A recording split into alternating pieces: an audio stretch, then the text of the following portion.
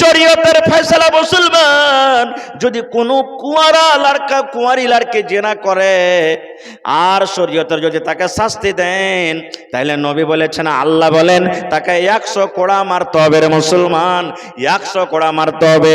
কোনো ঘরের ভিতরে মারতে হবে না, আইনের ভিতরে মারতে হবে না।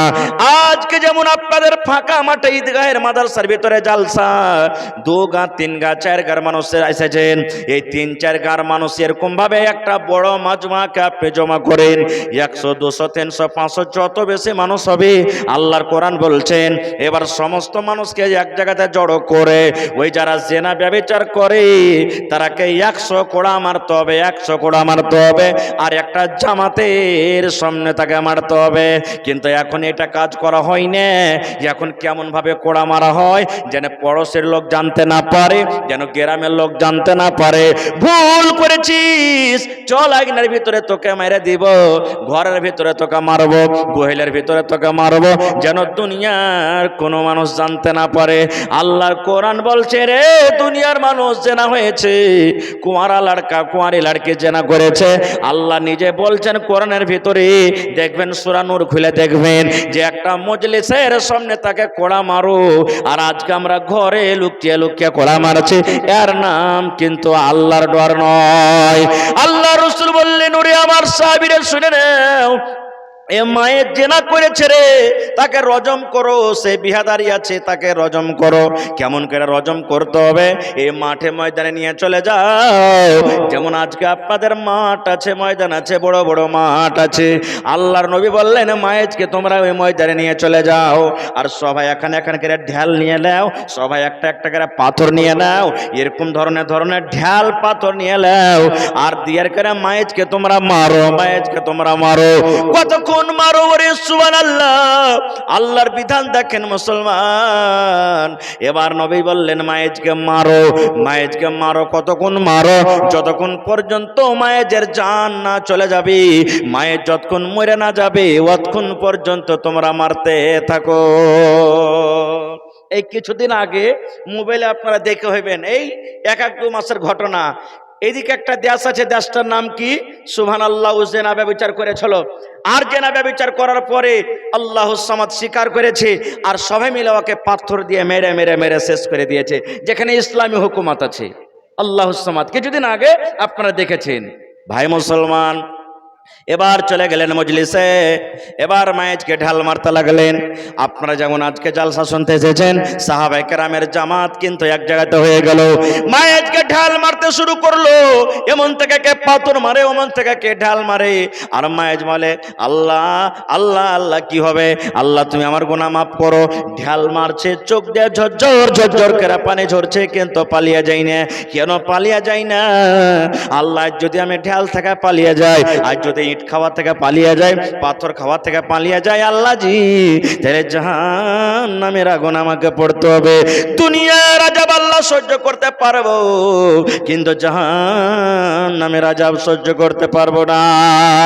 এই যখন পাথর মারতে মারতে মারতে মারতে, ওরে আল্লাহ, একজন সাহাবী এমন করে একটা উটের জাবড়া, এই যে দেখেন মানুষের জাবড়া আছে, গরু জানোয়ারের জাবড়া আছে, এই উটের জাবড়া নিয়ে এমন জোর করে তাকে মাথাতে একটা পাথর, একটা জোর করে আঘাত দিয়েছে, যেমন উটের জাবড়াটা মেরে দেওয়া। মায়ের বেহুশে জমিনে পড়ে গেলেন, আর এরকম ভাবে সুন্দর ভাবে একটা রক্ত এমন ভাবে সিসকি মারলো, যে একজন সাহাবের গায়ে কিন্তু রক্ত পড়ে গেল। যেমন রক্ত গায়ে পড়ে যাওয়া, এবার সে সাহাবী বলছেন আহারে আল্লাহ, হলো তো হলো কি, এই নাপাক রক্ত আমার গায়ে চলে এলো, এই নাপাক খুন আমার গতরে লেগে গেল। এই জেনা করেছে, ব্যভিচার করেছে, এই জেনা কারণেওয়ালার রক্তটা নাপাক আছে, এই নাপাক রক্ত আমার গায়ে লেগে গেল। এই কথাটা যখন শুনে লাবা নবীজি নিজের কানে ডাইরেক্ট শুনে নিলেন যে একটা নাপাক রক্ত আমার গায়ে লেগে গেল। নবীজি সাহাবীদেরকে বললেন, ওই সাহাবীকে ডাক দিয়ে বলছেন, সাহাবীরি খবরদার, তোমরা মায়েজকে গালি দিও না রে বাবা, মায়েজকে গালি দিও না। এই জন্য মায়েজকে গালি দিও না, মায়েজকে কেউ ধরেনি, তাকে জবরান তাকে কেউ ধরে আনিনি রে, মায়ের জেনা করেছে, ব্যভিচার করেছে, মায়ের যে দ্বারাতে গুনাহ হয়েছে, পাপ হয়েছে। এবার গুনাহটাকে মাফ করার জন্য ডাইরেক্ট আমার দরবারে এসেছে। মায়ের জানে নবীর দরবারে যদি আমি স্বীকার করে নি, নবীর দরবারে যদি আমি ইকরার করে নি, আমাকে পাথর মেরে মেরে মেরে মেরে দুনিয়া থেকে শেষ করে দিবে। এতক্ষণে জানা সত্ত্বেও আল্লাহর ডরে, কবরের ডরে, আল্লাহর জাহান্নামের ডরে মায়ে যে নিজে থেকে এসে ইকরার করেছে। এই জন্য খবরদার খবরদার মায়েকে তোমরা গালি দিও না। আমার সাহাবীরা শুনো, মায়ে যেমন ভাবে আল্লাহর দরবারে তওবা করেছে, মায়ে যেমন ভাবে আল্লাহর দরবারে তওবা করেছে, মায়ে যেমন ভাবে আল্লাহর দরবারে কান্দা কাটা তওবা করেছে, যদি মায়ের তওবা খানটা যদি ৭০টা এই মক্কার ভিতরে গুনাহগার পাপীদেরকে যদি বেঁটে দেওয়া হয়, তাহলে মায়ের তওবার কারণে এই ৭০টা পাপী গুনাহগারকে আল্লাহ রাব্বুল আমিন মাফ করে দেবেন। নারে তাকবীর। এর নাম হলো কি? আল্লাহর ডর। এর নাম হলো কি? আল্লাহর ভয়। এরকম ভাবে মুসলমানকে আল্লাহকে দেখে ডর করতে হবে, এরকম ভাবে মুসলমানকে দেখে আল্লাহকে দেখে ভয় করতে হবে। এর নাম হলো আল্লাহর ডর। আর একটা হাদিসের কথা বলি আপনাদের সামনে, আল্লাহকে দেখে কেমন করে ডরাইতে হবে। বুখারী শরীফের হাদিস। আপনারা শুন, মনিহারি গেছেন কোনোদিন? মনিহারি দেখেছেন? মনিহারি ঘাট আশা করছি মেলে লোক দেখেছেন নাকি? দেখবেন যদি কোনো মানুষ দেখে না থাকে ২-৪০০ টাকা খরচা হবে ভাই, যাবেন একদিন দেখে আসবেন। ওখানে লাঞ্চ দেখতে পাবেন, এলসিডি দেখতে পাবেন, বড় বড় লা দেখতে পাবেন। দেখবেন একটা খুব বড় সমুদ্র, এটা নদী। এবারে এই ধরেন এরকম এলসিডি, এপারে মনিহার আর ওপারে কি আছে? সাহেবগঞ্জ। এপারে মনিহারি, ওপারে কি আছে? সাহেবগঞ্জ। আপনারা যারা গেছেন দেখেছেন। আল্লাহ রসুল বলেছেন এক জামানাতে ধরেন একটা লোক সাহেবগঞ্জ গেছে, মনে করে একটা উদাহরণ দিচ্ছে আপনাকে, নদী পার হয়ে চলে গেছে। এবার ওর কাছে কিন্তু টাকা নাই, পকেটে ১ টাকাও নেই। বাড়ি আসবে কেমন করে? তো ওই গ্রামের, সাহেবগঞ্জ গ্রামের একটা লোককে তখন যা বলছে, এরে ভাই, আমি মুসাফির মানুষ, আমার কাছে টাকা পয়সা কিছু নেই, তো তুমি আমাকে ১০০০ টাকা দিবে না? ৫০০ টাকা দিবে না? বলছে যে হারে ভাই, তুমি যে টাকা আনতে এসেছো, তো তোমাকে টাকা দিব। তোমার নাম কি? তোমাকে চিনি না, জানি না, তুমি গাওয়া শাক খেলে এসো। কিন্তু ওই লোকটার কি গ্রামে কোনো গাওয়া আছে ভাই? তো চিনে না, কহকে জানে না, জানে না। বলছে ভাই রে, আমার গাওয়া সাক্ষী কেহ নাই, আমার গাওয়া সাক্ষী হলেন কে? এক জোরে বলেন, আমার গাওয়া কে? আল্লাহ। লোকটা কিন্তু ইমানদার ছিল, ছেড়ে দাও, লাগে না, ঠিক আছে। লোকটা ইমানদার ছিল, এবার মেনে নিলে।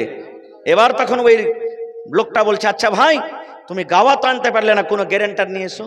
গ্যারান্টার তো বুঝেন, গ্যারান্টার তো নিয়ে এসো। ব্যাংকে যখন আপনি খাতা বলবেন ২-৪-৬ মাস আগের একটা খাতাধারের গ্যারান্টার চাহে, চাহে কি চাহে না? বা কোনো বিচার পঞ্চায়েতে আপনি বসলেন, একটা গ্যারান্টার, ইয়ার জামিন কে হবে, গ্যারান্টার কে হবে, নিয়ে এসো তোমরা। কেন? টাকা যদি দিতে না পারে তো কে দিবে? গ্যারান্টার দিবে। এই জন্য না গ্যারান্টার করে ভাই। তো বলছে তুমি একটা গ্যারান্টার নিয়ে এসো, তাহলে তোমাকে টাকা দিব। বলছে এই ভাই, আমার গাওয়া সাক্ষ্য নাই, তো গ্যারান্টার কোথায় পাবে? গ্রামে তো আমি কাউকে চিনি না, আমাকে কেউ চেনে না, তো আমার গ্যারান্টার হলেন কে? জোরে বলেন, একটু মুখ খুলে বলেন, কে? আল্লাহ। টাকাটা দিয়ে দিলে। কবে দিবে ভাই? বলছে ভাই রে, আজকে হলো বৃহস্পতিবারের দিন, শনিবারের দিন, ঠিক বেলা 10টার সময়তে বা 12টার সময়তে যেটা লঞ্চ আসছে সাহেবগঞ্জ, ওইটাতে তোমাকে আমি পৌঁছে দেবো। এসে দিয়ে দিলেন টাকা। এই লোকটা বাড়ি চলে এলেন। বাড়ি আসার পর ঠিক শনিবারের দিন টাকা ১০০০ টাকা নিয়ে এবার ঘাট চলে গেছে। কারণ ওকে টাইম দিয়েছে, ভাই তুমি ঘাটে চলে আসিও, 12টার টাইমে যেটা এলসিটি লাগছে সাহেবগঞ্জের ঘাটে, ওই এলসিটিতে আমি আসবো, এসে তোমাকে দিয়ে দেবো। সুবহানাল্লাহ। দৌড়াইতে দৌড়াইতে যদি আসছে, 10টাতে এলসিটি খুলছে, এই 10টা 5-এ পৌঁছলো, এলসিটি তার ছিটে গেল। এবার এলসিটি যখন ছিটে গেল, 12টাতে পৌঁছতে পারবে ভাই ঘাটে? ওপারে পৌঁছতে পারবে 12টাতে? পারবে না খো। এবার লোকটা মনে মনে বলছেন, আল্লাহ কি করব, আল্লাহ কি করব? আল্লাহ জি তুমি কোন বুদ্ধি দাও, আমি ওয়াদা করেছি শনিবারের দিন 12টার সময় আমি তাকে টাকা দিয়ে দেব। আর 12টার সময় তো আমি ওকে সাহেবগঞ্জ ঘাটে ডেকেছি। আল্লাহ এখন আমার এলসিডি ছুটে গেল, কেমন করে আমি ওই পার যাব, কেমন করে তাকে টাকা দিব। আল্লাহ যে কি করব। এবার লোকটা ভাবা চিন্তা করে বলছেন, আল্লাহ নবী বলেছেন, ওই লোকটা মনে মনে বলছেন, আল্লাহ ওই লোকটা গাওয়া চেয়েছিল, কিন্তু আল্লাহ দুনিয়ার গাওয়া কাউকে দিতে পারেনি, তোমাকে আমি গাওয়া দিয়েছি। আল্লাহ যে গ্যারান্টার চেয়েছিল, দুনিয়ার কোনো মানুষকে আমি গ্যারান্টার খুঁজে পাইনি, আল্লাহ তোমাকে আমি গ্যারান্টার করেছি। এই জন্য আল্লাহ তুমি তার ব্যবস্থা করে দাও। আল্লাহ তুমি জামানতদার হয়েছ, আল্লাহ তুমি গ্যারান্টার হয়েছ। আল্লাহ আমার পক্ষ থেকে দয়া করে ওই লোকটাকে তুমি সহি সালামতে টাকা পৌঁছিয়ে দাও। কেমন করে টাকা পৌঁছাবে?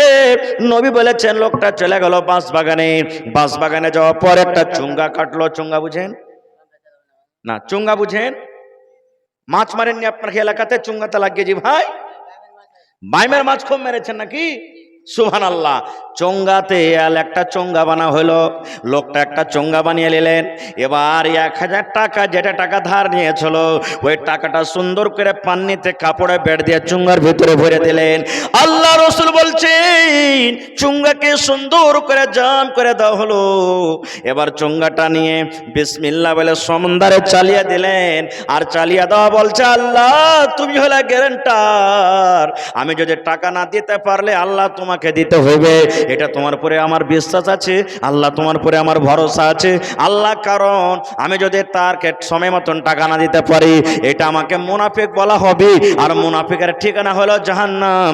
এই জন্য আল্লাহ, জাহান্নাম থেকে আমাকে ডর লাগছে, ভয় লাগছে। আল্লাহ, আমি ওয়াদা খেলাপি করতে পারবো না মাবুদ রে। আল্লাহ, আমি 1000 টাকা এই চোঙ্গাতে ভরে সমুদ্রে ফেলে দিলাম। আল্লাহ, যার টাকা তুমি ওখানে পৌঁছে দাও। আল্লাহ তুমি পৌঁছে দাও টাকা। আপনারা বলেন তো টাকা পৌঁছবে ভাই? আপনার কি ইমান কি গাইছে যে টাকাটা পৌঁছবে? টাকা সমুদ্রে চালিয়ে দিলেও কেমন করে টাকা পৌঁছবে? এবার শোনেন, ঠিক 12টা বাজছে, এবার 5-10 মিনিট হবে, ঘাটে লাগবে উপরে যে ই তো ওয়াদা দিয়েছে যে শনিবারের দিন 12টার টাইমে তোমাকে আমি এলসেডিতে টাকা পৌঁছাবো। টাকাওয়ালা কিন্তু ওখানে উপরে রেডি আছে। এলসেডি লেগে গেল। এক দুই করে সমস্ত প্যাসেঞ্জার কিন্তু গাড়ি থেকে নেমে গেল, এলসেডি থেকে নেমে গেল, সব মানুষ নেমে গেল বন্ধুরে। কিন্তু এই যে লোকটাকে টাকা দিয়েছিল, সেই লোকটাকে কিন্তু দেখতে পাই না। কেমন করে দেখতে হবে? বর্ত গাড়ি ছুটে গেছে, এলসিডি ছুটে গেছে, চাপিনি। যখন ছুটে গেল, এবার ওই টাকাওয়ালাটা আফসোস করে বলছে, আল্লাহ রে, ও আমার সাথে ধোঁকাবাজি করেছে, আমার সাথে মনে হয় বেঈমানি করলে, মনে হয় আমাকে আর টাকা দিবেন। আল্লাহ, আমি আর তার কাছে হক দাবি রাখি না। আল্লাহ তোমাকে গ্যারান্টার মনে করেছে, তোমাকে গাওয়া চেয়েছে, আল্লাহ আমি সেটা মেনে নিয়েছি। আল্লাহ তোমাকে যেটা ভালো লাগে সেটা তুমি করো। আল্লাহ, আমি ওকে জানি না, ওর বাড়ি কোথায় আছে, ওর ঠিকানা জানি না, অ্যাড্রেস জানি না, আল্লাহ ওর নাম জানি না। আল্লাহ, আমি তোমাকে গ্যারান্টার মনে করে আল্লাহ আমি টাকা দিয়ে দিয়েছি। আল্লাহ, যেটা তোমাকে ভালো লাগে সেটা তুমি করে দাও। এবার নবী বলছেন, সাহাবীরে, আমার উম্মতেরা তোমরা শুনে নাও, ওই চুঙ্গাতে 1000 টাকা যে নদীতে লাগিয়ে দিয়েছি, চুঙ্গা একবার পানিতে ডুবে একবার উঠে, একবার পানিতে ডুবে একবার উঠে, এই করে ভাসতে ওই সমুদ্রের পাঞ্জরে যে লোকটা বসে আছে, সমুদ্রে ইন্তজার করেছে, ওর সামনে কিনারাতে চুঙ্গা লেগে গেল। চুঙ্গাটা কিন্তু ওর সামনে যে লেগে গেল। এই আফসোস করে বলছে, জায়গা আর আসবে না, ও লোকটা আর আসবে না, আর টাকা পাবো না। জায়গা চুঙ্গাটাই আমি হাতে করে লি, লোকরি টুকরি তো হইবে। ও জানে না যে টাকা আছে, ও জানছে ভাই, ও তো জানে না যে টাকা আছে। ও লোকরি মনে করে জায়গা পারে না, খালি হাত কি কে যাবো, চুঙ্গিটা লিয়ার কিনে আমি চলে যাই বাড়ি। চুঙ্গি যখন উঠালছে তখন কইছে, হারে ভারী ভারী কেনে লাগছে, ব্যাপার কি? জাম করা আছে, তাও ব্যাপারটা কি? আল্লাহ রাসূল বলেছেন, এবার লোকটা যখন চুঙ্গাটা বাড়ি নিয়ে চলে গেল, যেমনি চুঙ্গাটাকে ফেলে দেওয়া হলো, ওরে সুবহানাল্লাহ, ওই চুঙ্গার মধ্যে টাকা আছে আর একটা চিঠি লেখা আছে। এবার যখন চিঠিটা যখন খুলেছে, এবার চিঠিতে লেখা আছে, ভাই হে, আজকে 12টার টাইমে আমি এলসিডিতে তোমাকে টাকা দেওয়ার ওয়াদা করেছিলাম রে ভাই, কিন্তু একটু সময়ের জন্য এলসিডি ছুটে যাওয়ার কারণে আমি ধরতে পারলাম না। এই জন্য ভাই আমি চুঙ্গাতে ভরে তোমার যেটা আমানত, তোমার যেটা টাকা আছে সেটা আমি সমুদ্রে ফাঁসিয়ে দিলাম। কারণ আমার তোমার গ্যারান্টার হলেন আল্লাহ। আল্লাহর পরে আমার ভয় আছে, ডর আছে, বিশ্বাস আছে। আল্লাহ রাব্বুল আলামিন যদি গ্যারান্টার করেছি, আল্লাহ রাব্বুল আলামিন নিশ্চয়ই তোমার টাকা তোমার কাছে পৌঁছে দেবে। লোকটা টাকা পেয়ে খুবই খুশি। আল্লাহ তুমি কত বড় দয়ালু আল্লাহ জি, আল্লাহ তার টাকা আমার কাছে পৌঁছে দিলে। ঠিক তার পরের দিন ওই লোকটা আবার 1000 টাকা নিয়ে চলে গেছে লোকটার বাড়ি। কে জানি ওই টাকা পৌঁছলো কি পৌঁছলো না। এবার যাওয়ার পর তখন লোকটাকে দিচ্ছে, ভাই কালকে আমার এলসিডি ফেল হয়ে গেছিল, আসতে পারিনি ভাই, এই টাকাটা তুমি নিয়ে এলাও। ওটাই ইমানদার লোক, দেখেন কেমন বলছে, হ্যাঁ রে ভাই তোমার টাকা যে পেয়ে লিছি। বলছে কেমন করে? বলছে তুমি চুঙ্গাতে টাকা পাঠালছিলে? বলছে হ্যাঁ পাঠালছো। বলছে ভাইরে তোমার টাকা পেয়েছি, তোমার টাকা তুমি ফেরত নিয়ে চলে যাও। ভাইরে এরকম ভাবে আল্লাহর প্রতি বিশ্বাস আর আল্লাহকে থেকে ভয় করতে হবে, তাহলে সুবহানাল্লাহ আমরা মুসলমান আল্লাহ তাবারাক ওয়া তাআলাকে থেকে ডরাইতে পারবো, জাহান্নামের আগুন থেকে বাঁচতে পারবো। এরকম ডর, এরকম ভয় নিজের অন্তরে পয়দা করতে হবে ভাই।